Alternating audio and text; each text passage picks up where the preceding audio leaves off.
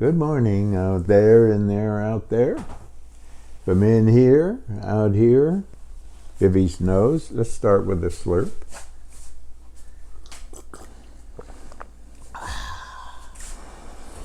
We have to wake up a little early this morning. Here's our slurp pillow. I gotta have my slurp pillow. Hello in there, out there. Vivy's here with me, and I've lost her. Where'd her biscuits go? Oh, there they are. They're hiding back there. Can you say good morning to everybody? Vivy's been a great help the last couple of days. But who you want to say good morning to in there, out there?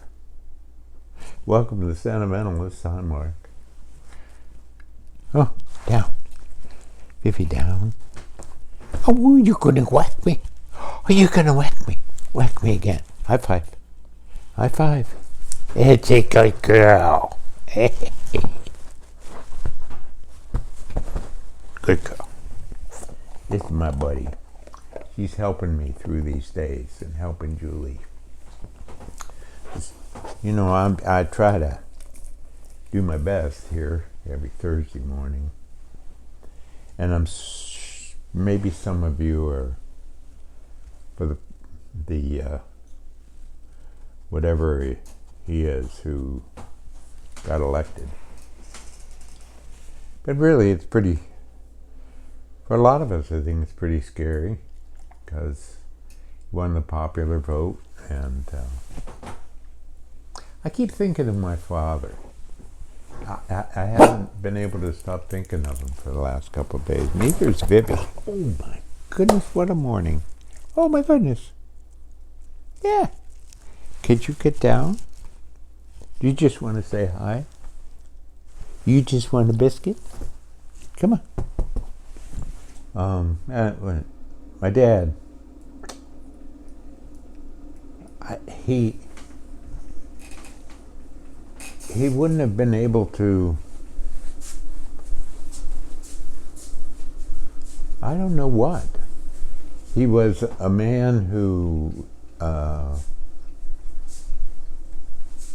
Sports Illustrated wrote about him, he was the only coach in America who still wore a hat, and grew dahlias in his basement, saved the bulbs, and said, "Oh my," a lot. A lot of you have heard that. Oh my, a lot. That was as coarse a language as he could get. Vivy, down. Vivy, down. Stay. Watch this. He won't. She won't. Vivy, down. Now you got to stay. Stay. Nice girl. And he wouldn't have let us near a man like that in town. He wouldn't have talked to him. He wouldn't have been mean to him. But my father couldn't stomach lies and hurting people and misogyny. And he was an immigrant. He was an immigrant. I'm an immigrant. 2 generations. Yeah,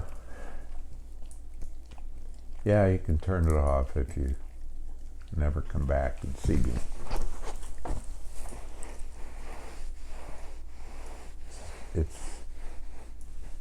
It's hard to believe that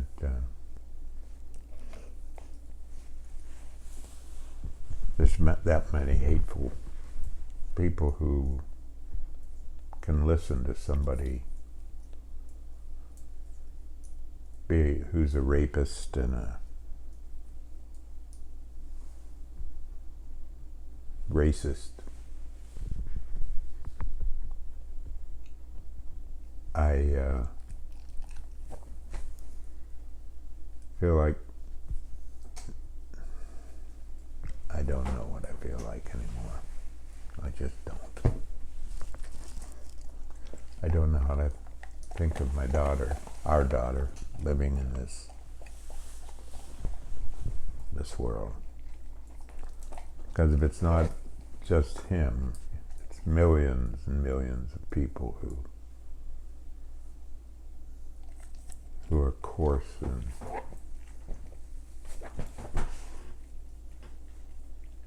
can affirm somebody like that. I guess I was naive. And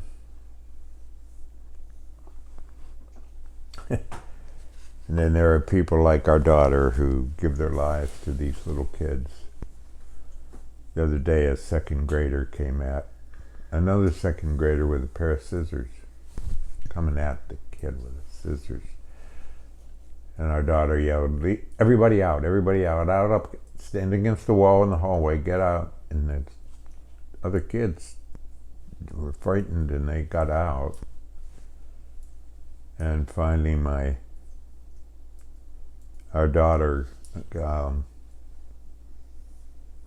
grabbed the kid and hugged him. Some would say that wasn't a hug, but I know it was. And he dropped the scissors. He lives in a shelter, homeless shelter. Need a slurp.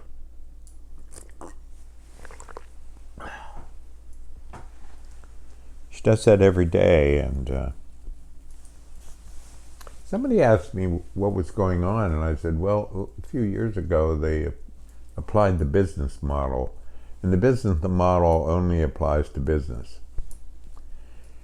And as I've said before, in my little town that I grew up, I never heard once anybody say, oh, we can make more money if. They just had shops and stores and etc., labor, construction, blah, blah, blah. And they paid the bills.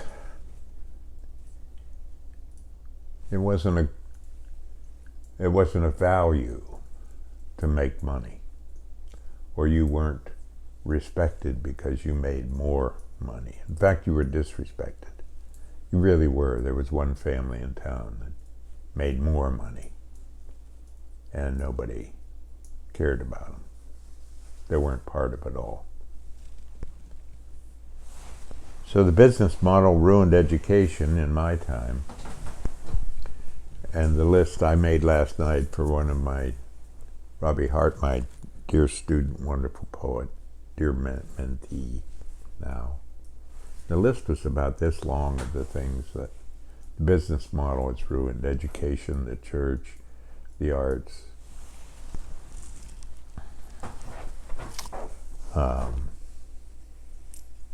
libraries, books, literature, everything. It's all about. As soon as you take away all the other values. Vivy, I thought I had one more, but it seems to have disappeared on us. Like a lot of things, huh?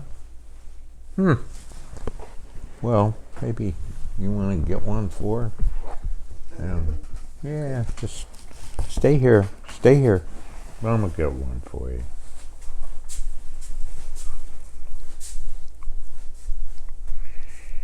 I love our trees.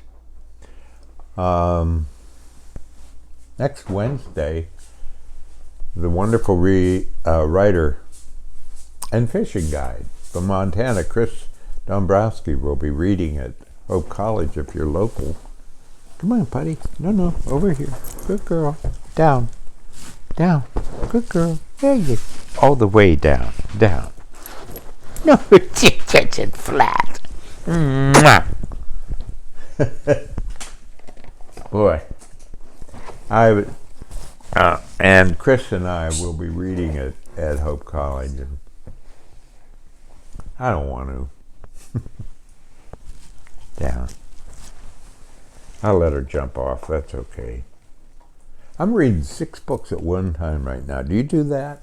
read for a while in one, and that's a world, and then I move over to another one, and that's a world, and that's really fun. That's really fun.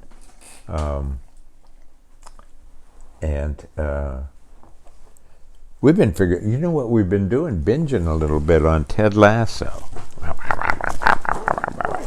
Binging on Ted Lasso, that helps a little bit.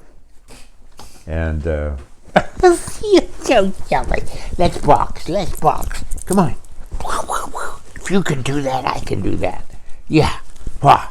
How about that? You go get me something. Get me some more coffee for some more slurps. Can you do that? Yeah. I got you a bunch of biscuits, so did Julie. we had a little gathering at the church last night.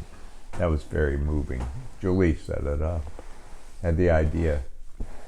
Maybe some people just need to talk, and it was very moving and very tearful, and a lot of heart broke. A lot of hearts broke.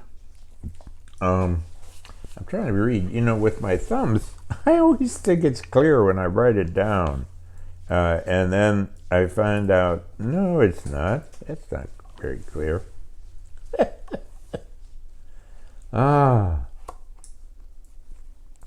Interesting how many families were split over this, and they try to stay together, but it's not. The word differ came up, but it's not differ, right? This is the first election where in my lifetime, and I'm 80, that it wasn't about differ. I don't differ on this policy and that. That's not what it was about. It's about hate and what you're going to do to somebody. The first day I'm going to be a dictator. Yeah, it was about hate. Here's a poem I wrote. Look at that, fresh off the paper. Thanks for just being listening for a few minutes. Felt good. Title of the poem is Still Surrounded by What Was Yesterday. I'm 80. That makes, I'd say, 15 elections. Before this, heated and calm arguments, self-affirmations, policy differences, what we then called disagreements. But we never woke up the next morning alone. Outside, the Juncos on their way south stopped at the feeders, pecked their way across the weeds for a lawn, out back, in front of the pond. The clouds were low, softly skimming the tree line. In here, along the shiny hardwood floor, our two cats, Jennifer and Molly, tossed, then pounced on a twisted pipe cleaner. Dog Vivian lay curled on the couch, head turned into her belly. There was no wind. Yesterday, through the heavy rain, gale winds tipped the tops of the poplars. My wife and I held our morning coffee, and then at the same time said it. I'm afraid. Take care. Try to be cheerful. Be kind. Thanks for being with me.